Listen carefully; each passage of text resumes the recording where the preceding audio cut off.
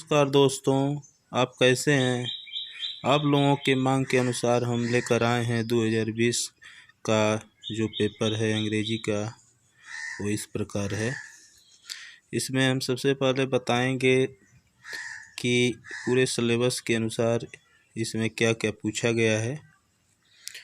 तो पूरा समय जो है 3 घंटे 15 मिनट का है, जिसमें से आपको 15 मिनट जो अतिरिक्त दिया गया है वो पेपर को पढ़ने के लिए दिया गया है, और बाकी 3 घंटे जो हैं आपको पेपर सॉल्व करने के लिए हैं। तो इसमें ये जो है 30 नंबर स्कूल से मिलेंगे और 70 नंबर का जो आपका ये लिखित परीक्षा है, और 30 नंबर प्रैक्टिकल का, अर्थात पूरा 100 में 70 नंबर आपको इस पेपर से मिलेंगे और 30 नंबर प्रैक्टिकल के आधार पर मिलने हैं। तो ये 70 नंबर जो है ये किस प्रकार मिलेगा आपको, कौन सा क्वेश्चन कितने नंबर का है, इसके बारे में हम आपको डिटेल में बताएंगे। और सबसे पहले हम इस पेपर को आपको दिखाना चाहेंगे, और दूसरे वीडियो में हम इसके सलूशन के साथ जो है अपलोड करेंगे। सबसे पहले आप ये देखिए कि इस पेपर में क्या क्या पूछा गया है, जिससे कि आगामी परीक्षा में आप अपने आप को तैयार रख सकें। तो हम आपको इंस्ट्रक्शन बता रहे हैं। देखिए, this question paper is divided into 2 section A and B, अर्थात यह पेपर 2 सेक्शन में बंटा रहेगा। सेक्शन ए जो है आपके टेक्स्ट बुक से रहेगा, और सेक्शन बी जो है ग्रामर पोर्शन से रहेगा। All question from the 2 section are compulsory, दोनों सेक्शन से सभी प्रश्न को करना अनिवार्य है। Mark are indicated against each question, अर्थात प्रत्येक प्रश्न के आगे नंबर दिए गए हैं कि कौन प्रश्न कितने नंबर का है। Read the question very carefully before you start answering them, अर्थात प्रश्नों का उत्तर देने से पहले आप प्रश्नों को सावधानीपूर्वक पढ़िए। तो देखिए इसमें क्या दिया गया है। तो सेक्शन ए में देखिए, read the following passage and answer the question given below it, अर्थात यह टेक्स्ट जो दिया गया है क्वेश्चन नंबर 1 का, ये आपके पाठ से दिया गया है, अर्थात टेक्स्ट बुक से दिया गया है, जिसमें क्या करना रहता है कि आपको ये पैसेज पढ़ना होता है और देखना होता है कि ये किस पाठ से लिया गया है। उसके आधार पर नीचे दिए गए प्रश्नों को हल करना पड़ता है, अर्थात write the name of the lesson from which the above passage has been taken, who is the author of this lesson, अर्थात इसमें ये पूछा गया है कि ऊपर दिया गया जो पैसेज है वो किस पाठ से लिया गया है और इसके लेखक कौन है। तो आपको सबसे पहले जो है टेक्स्ट बुक की तैयारी अच्छी तरह करनी पड़ेगी, और टेक्स्ट बुक के हर लाइन को ध्यान से पढ़ना होगा, जिससे कि आप पहचान सकें कि ये किस पाठ से लिया गया है और इसके लेखक कौन है। दूसरा क्वेश्चन दिया गया है, what does the author want India to get herself right off, अर्थात ये भी इस पैसेज से रिलेटेड है और इस पार्ट से ही रिलेटेड क्वेश्चन है, जिसका आंसर आपको देना है। फिर दूसरा क्वेश्चन है, answer one of the following question in about 60 words, अर्थात 2 प्रश्न दिए गए हैं। क्वेश्चन नंबर 2 में 2 प्रश्न हैं, जिसमें से केवल एक ही प्रश्न का जवाब आपको देना है, अर्थात जो आपको सही ढंग से आ रहा हो उसी प्रश्न को आप करेंगे। तीसरा question, answer 2 of the following question in about 25 word each, अर्थात नीचे 3 प्रश्न दिए गए हैं, इसमें से केवल 2 ही प्रश्न को आपको हल करना है, अर्थात 2-2 नंबर के होंगे। 2 क्वेश्चन 2-2 नंबर के, अर्थात 4 नंबर के होंगे। Question number 4, match the word of listed and with their meaning in list B, अर्थात लिस्ट ए से लिस्ट बी का मिलान करना है, अर्थात ये जो है सिनोनिम्स है, अर्थात ये देखना है कि बल्गिंग का मतलब क्या होता है, अर्थात बल्गिंग का मतलब होता है कमिंग आउट, उभरा हुआ, अर्थात बाहर की ओर निकला हुआ, अर्थात सेम वर्ड लिखना है। जो लिस्टे में दिया गया है जो वर्ड है, इसके मीन्स सेम क्या होगा वो आपको लिखना है, अर्थात सिनोनिम्स लिखना है। और लिस्ट ए से लिस्ट बी को मिलान करना है। अब हम देखेंगे क्वेश्चन नंबर 5 क्या दिया गया है। क्वेश्चन नंबर 5 देखेंगे। Read the following lines of poetry and answer the question given below of it. अर्थात निम्नलिखित पोएट्री के लाइन्स को पढ़िए और निम्नलिखित प्रश्नों के जवाब दीजिए। अर्थात राइट क्वेश्चन नंबर 5 का जो है आंसर दिया गया है। आंसर जो देना है ए और बी का। Write the title of the poem from which the above lines have been taken, who is the poet of the poem. अर्थात ऊपर जो लाइन दिया गया है पोएट्री का वो किस पार्ट से लिया गया है और उसके पोएट कौन है। ठीक है। क्वेश्चन नंबर 5 का बी जो पूछ रहा है, who make a nation great. अर्थात राष्ट्र को महान कौन बनाता है। तो आपको इस लाइन को पढ़कर जवाब देना है। Question number 6, give the central idea of the one of the following poem. निम्नलिखित में से किसी एक कविता का सेंट्रल आइडिया अर्थात केंद्रीय भाव लिखना है। या right 4 line from one of the poems given in your text book, do not copy out the lines given in the question paper. अर्थात आपको आपके अपने टेक्स्ट बुक से एक 4 लाइन की कविता लिखना है जो इस पेपर में न आया हो, सिर्फ उसी को ही लिखना है। अर्थात इसमें आया हुआ जो है, not gold but only man can make a poor great and strong man who for truth and honour sake stand fast and suffer long. अर्थात इसको छोड़कर आप कोई भी 4 लाइन की कविता इसमें आप लिख सकते हैं। अर्थात या तो आप सेंट्रल आइडिया लिखिए या 4 लाइन की कविता लिखिए। तो 4 लाइन की कविता लिखना आसान है तो लोग 4 लाइन की कविता ही अधिक से अधिक लिखते हैं। क्वेश्चन नंबर 7 हम देखेंगे। Answer 2 of the following question in about 25 word. अर्थात क्वेश्चन नंबर 7 में आपको 2 प्रश्नों के जवाब देना है। अर्थात 3 दिया गया है ए, बी और सी में से। अर्थात केवल 2 ही प्रश्न का जवाब देना है, 2-2 नंबर मिलेगा। क्वेश्चन नंबर 7 का ये देखिए, why was Edison taken out of the school. Edison को स्कूल से बाहर क्यों कर दिया गया। What did the angel ask the king to before sitting on the throne. सिंहासन पर बैठने से पहले देवदूत ने राजा से क्या कहा। ठीक है। अर्थात क्या पूछा ये बात। तो आपको ये सप्लीमेंट्री से क्वेश्चन आया है, तो सप्लीमेंट्री को ध्यान में रखकर आप इस प्रश्न को के जवाब दे सकते हैं। क्वेश्चन नंबर 7 का सी है, what was Hitler's master race theory. अर्थात हिटलर का मास्टर रेस थ्योरी क्या था। क्वेश्चन नंबर 8 हम देखेंगे।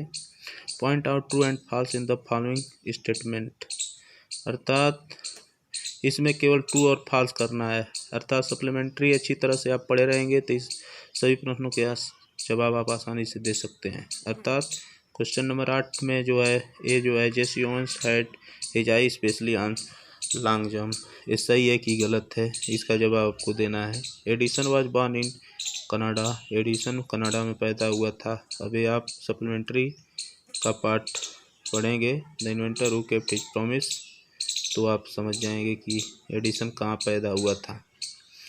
अर्थात आपको सही जवाब देना है। सप्लीमेंट्री जब पढ़ेंगे तभी इस प्रश्न के जवाब दे पाएंगे। When the shepherd boy sat on the ground and the spirit of knowledge and justice would come to him. अर्थात सेक्शन ए का जो 8वां क्वेश्चन है उसका सी का आंसर आपको देना है ट्रू फॉल्स में। फिर क्वेश्चन नंबर 8 का डी देखिए, Edison was taken out of the school because he was a stupid boy. Edison को स्कूल से बाहर निकाल दिया गया क्योंकि वह एक स्टूपिड मूर्ख लड़का था। ये सही है कि गलत है, इसका जवाब आपको देना है। Question number 8, select the most suitable alternative to the complete of the following statement. अर्थात ये जो अधूरा वाक्य है इसको आपको कंप्लीट करना है। Edison's father gave him 25 sent for every book he read because. अब इसके आगे क्या हम जोड़ेंगे, इन सभी 4 भाग में से 4 ऑप्शन है, इसमें से कोई एक सही है, इसको आपको बिकॉज के आगे लिखना है तो ये वाक्य कंप्लीट हो जाएगा। अभी क्या लिखना है, आप सप्लीमेंट्री रीडर ध्यान से पढ़ेंगे तभी ये समझ पाएंगे। देखिए, Edison was a funny boy, because के बाद क्या लिखना है, Edison was a funny boy, ये सही है। Edison had failed in all this experiment, ये सही है। He wanted Edison to read more, Edison ideas were wrong, इनमें से कौन सही है वो आपको चुनकर लिखना है। अब देखिए बी देखना है। The judgement seat of Vikramaditya was made of, अर्थात विक्रमादित्य का सिंहासन किससे बना हुआ था, ये आपको बताना है। The judgement seat of Vikramaditya का जो है सप्लीमेंट्री का पार्ट है, जिसको आप ध्यान से पढ़ेंगे तो इसका जवाब दे पाएंगे। The important thing is Olympic game is, Olympic खेल, the important thing is Olympic game, Olympic game का महत्वपूर्ण चीज़ क्या है, अर्थात ओलंपिक गेम के लिए सबसे महत्वपूर्ण क्या है। अर्निंग मनी, धन कमाना, विनिंग, जीतना, a tour to a foreign country, विदेश में यात्रा करना, टेकिंग पार्ट, हिस्सा लेना। अब ये क्या सही है क्या नहीं है, ये आपको सप्लीमेंट्री ध्यान से पढ़ेंगे तब जवाब दे पाएंगे। Edison was fond of, Edison किस चीज़ का शौकीन था, इन चार ऑप्शन में से किसी एक का को चुनना है और जवाब देना है। फिर अब हम सेक्शन बी पे आते हैं। सेक्शन बी, ये जो ग्रामर पोर्शन है, देखिए, do as directed against each of the following statement, अर्थात डू वैसा ही करिए जैसा निम्नलिखित कथन के आगे दिया गया है। देखिए 10वां क्वेश्चन में 5 क्वेश्चन दिए गए हैं, जिसके आगे जो लिखा गया है उसी को आपको करना है। Give him the father poor 500 treatment rupees for, frame A correct sentence by reorder, अर्थात जो ये शब्द हैं अव्यवस्थित किए गए हैं, जिसको आपको रीऑर्डर सही क्रम में करना है। तो आप जब टेंस, पार्ट ऑफ स्पीच और वर्ड पावर मजबूत करेंगे तो इसको आसानी से आप हल कर सकते हैं। इसमें से दूसरा देखेंगे, देखिए क्या दिया गया। The teacher said to the boy, comma donated comma me, hard to pass the examination, अर्थात अध्यापक ने लड़कों से कहा वर्क हार्ड, कठिन परिश्रम करो, टू पास द एग्जामिनेशन, परीक्षा पास करने के लिए। अध्यापक ने लड़कों से क्या कहा, कठिन परिश्रम करो पास होने के लिए, अर्थात परीक्षा में पास होने के लिए कठिन परिश्रम करो। अब ये किस प्रकार का वाक्य है, वाक्य कई प्रकार के होते हैं और तमाम प्रकार के वाक्यों को डायरेक्ट से इनडायरेक्ट बनाने का अलग अलग नियम है, जिसको आपको ध्यान से पढ़ना होगा तभी इसको हल कर पाएंगे। कुछ अब तीसरा नंबर देखते हैं। Do you help me change into passive voice, अर्थात इसका पैसिव बनाना है। आप एक्टिव पैसिव ध्यान से पढ़ेंगे तब इस प्रश्न को आसानी से हल कर देंगे, बहुत कठिन नहीं है। चौथा देखेंगे, ही वॉज पनिश्ड फॉर, रिक्त स्थान इनवॉइस। अब इसमें नीचे दिया गया है, use the correct form of verb make to fill the blank, अर्थात मेक का सही फॉर्म यूज करना है।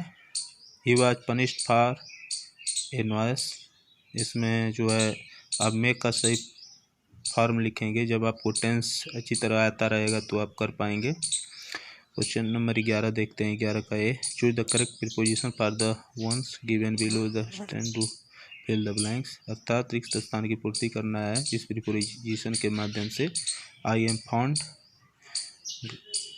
रिक्त स्थान, माई सन। अब इसमें से क्या रहेगा, at to of a preposition है, जिसको सुटेबल जो आपको लगे आप यहाँ लगा सकते हैं ग्रामर के अनुसार। अब क्वेश्चन नंबर 11 का बी हम देखते हैं।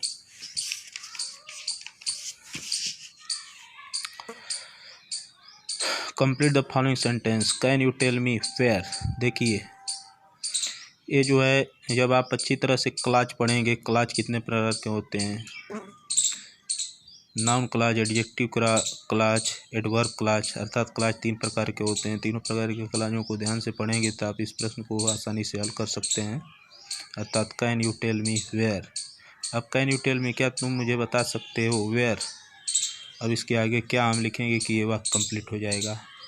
तो आपको एक क्लाज पढ़ेंगे तब इस प्रश्न को आसानी से हल कर देंगे। अब देखते हैं C, complete the spelling of the following words. निम्नलिखित शब्दों को पूरा करिए। नीचे दिए गए स्पेलिंग जो दिए गए हैं इसमें से जो अधूरे हैं इनको आपको भरना है। ठीक है, ठीक है, NEGHBUR। अब ये क्या हम इसमें भरेंगे कि ये कंप्लीट होगा, ये नेवर है। ठीक है, अब दूसरा दिया है TNG। अब इसको हम क्या लिखेंगे कि ये कंप्लीट होगा। अब इसमें डी दिया गया है जो punctuate the following using capital letter where necessary, अर्थात पंक्चुएट मीन्स होता है विराम चिन्ह का प्रयोग करना, अर्थात punctuate the following using capital letter where necessary, जहाँ कहीं आवश्यक हो। ठीक है, कैपिटल लेटर का प्रयोग करना है और विराम चिन्हों का प्रयोग करके इन वाक्यों को सही करना है। जैसे I said to my brother will you give me 500 rupees as I wish to buy a new dress. अब यहाँ पर हम क्या कैपिटल करेंगे, कहाँ फुल स्टॉप लगाएंगे, कहाँ इन्वर्टेड कॉमा लगाएंगे, कहाँ कॉमा लगाएंगे, ये आपको ध्यान में रखना है। अर्थात ये डायरेक्ट स्पीच है, अर्थात यहाँ पर विराम चिन्हों का प्रयोग करके इसको हम आसानी से कर सकते हैं। फिर दिया गया question number 12, translate the following into English, अर्थात इसको ये हिंदी का जो है पीस दिया गया है जिसको अंग्रेजी में हमको ट्रांसलेट करना है। हमारा देश तेज़ी से उन्नति कर रहा है, यह एक प्रगतिशील देश है, जनसंख्या और बढ़ती कीमतें बड़ी समस्याएं हैं, यदि हम इन्हें नियंत्रित कर लें तो हमारा देश महान बन सकता है। अर्थात इसको हम अंग्रेजी में अनुवाद करेंगे तो हम आसानी से 4 नंबर प्राप्त कर सकते हैं। और इसको अनुवाद करना बहुत ही आसान है, इसके लिए हमें ट्रांसलेशन और use of there, it, has, have, had, is, am, are और पार्ट ऑफ स्पीच और टेंस को गहनता से अध्ययन करना पड़ेगा। अब हम देखते हैं क्वेश्चन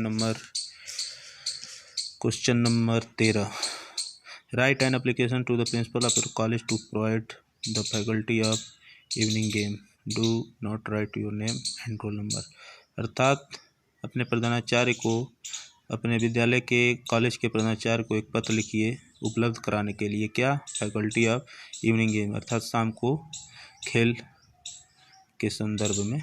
ठीक है, या write a letter to your friend inviting him her attend your birthday party, do not write your name and address, अर्थात यहाँ पर आपको अपना नाम और रोल नंबर नहीं लिखना है, ना एप्लीकेशन में और ना ही लेटर में। अर्थात लेटर में क्या करना है, write a letter to your friend inviting him, अर्थात अपने मित्र को इनवाइट, बुलावा, आमंत्रण पत्र भेजना है टू अटेंड योर बर्थडे, ताकि वह तुम्हारे जन्मदिन की पार्टी में उपस्थित हो सके। ठीक है, अब देखिए question number 14, right A composition on one of the following topic in about 75 words. Points are given below for each topic to develop the composition, अर्थात निम्नलिखित में से किसी एक टॉपिक पर आपको एक निबंध लिखना है जो 75 शब्द में होने चाहिए, और नीचे दिए गए जितने जो पॉइंट्स हैं उनका प्रयोग करते हुए, ठीक है, आपको कंपोजिशन लिखना है, निबंध लिखना है। अर्थात जितने इसमें पॉइंट या टॉपिक दिए गए हर टॉपिक पर कुछ न कुछ लिखना है। अर्थात जैसे मान लीजिए 14, क्वेश्चन नंबर 14 का जो है आपको कंपोजिशन लिखना है, मान लीजिए ए वाला लिख रहे हैं, ए इंडियन फार्मर, तो आपको उसके बारे में अलग अलग हेडिंग देना पड़ेगा, जैसे introduction, his dress, his house, his education and enjoyment, changes in his life, conclusion. अर्थात इन सब जो हेडिंग दिए गए हैं इनका उपयोग करते हुए आपको ऐसे लिखना है। तो 14 में जो है ऐसे ए दिया है, बी दिया है और सी दिया है, अर्थात ए बी सी में से आप कोई भी हल कर सकते हैं। ठीक है, या तो आप ए करिए एन इंडियन फार्मर, या ए T20 क्रिकेट मैच, अर्थात ए T20 क्रिकेट मैच पर लिखना रहेगा तो आपको introduction, number of team in a match, number of player in each team, rules and limitation in such a match, role of batsman and fielders in a match, conclusion, अर्थात इन सब heading का प्रयोग करते हुए आपको ऐसे लिखना होगा। या सी वाला अगर लिखना चाहते हैं योर क्लास टीचर, तो उनके बारे में भी लिख सकते हैं, यानी ए बी सी में से कोई एक आपको हल करना है।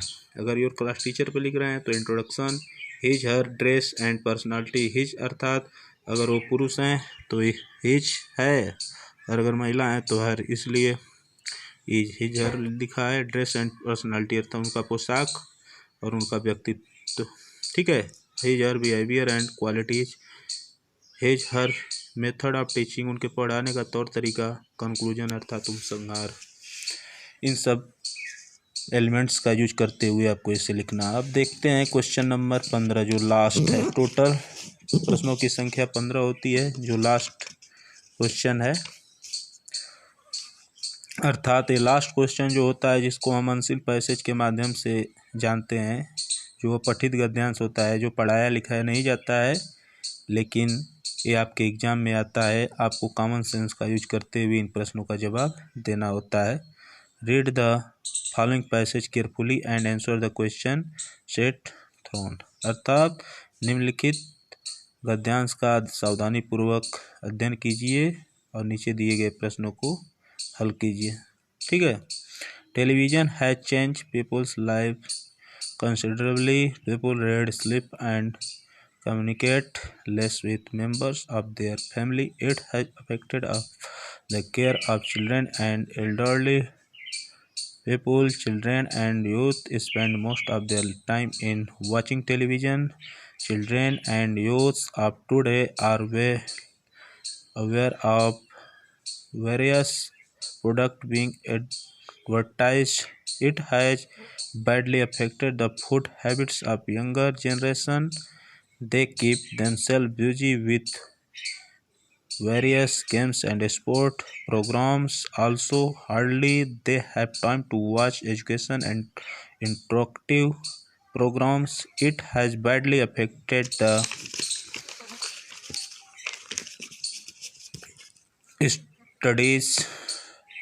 studies of students of all levels. Some parents have cut off cable TV to reduce distraction of their children. अब देखिए इन पैसेज को पढ़कर, ये पूरा पैसेज आप अनसील्ड पैसेज जो है अपठित गद्यांश है, इसको आप पढ़ेंगे। उसके बाद ये 2 क्वेश्चन का आपको जवाब देना है, जो 3-3 नंबर के होंगे। इसको आप आसानी से प्राप्त कर सकते हैं। अर्थात इनसे प्रश्न उठने वाला ये है, how has television change people's life, अर्थात टेलीविज़न लोगों का जीवन कैसे बदल चुका है, अर्थात टेलीविज़न से लोगों का जीवन कैसे बदल चुका है। इस प्रश्न का आपको जवाब देना है। दूसरा क्वेश्चन है, how has it affected the studies of children and youth, अर्थात यह बच्चों और युवाओं को कैसे प्रभावित करता है। How has it affected the studies of children and youth, अर्थात बच्चों और युवाओं के अध्ययन को ये कैसे प्रभावित कर चुका है, ठीक है, कैसे प्रभावित कर रहा है। इसको आपको ध्यान देना है और इस प्रश्न का जवाब देना है। धन्यवाद। इसका जल्द ही हम सॉल्यूशन लेकर आएंगे। इससे पहले आप इस प्रश्न को सावधानीपूर्वक पढ़िए और देखिए और आगामी परीक्षाओं के लिए तैयार रहिए। और इस वीडियो को अधिक से अधिक लाइक, शेयर और सब्सक्राइब करिए ताकि अधिक से अधिक लोग इसका लाभ उठा सकें। और जल्द ही हम आएंगे इसका सलूशन लेकर, और आप तब तक ये देखते रहिए। धन्यवाद।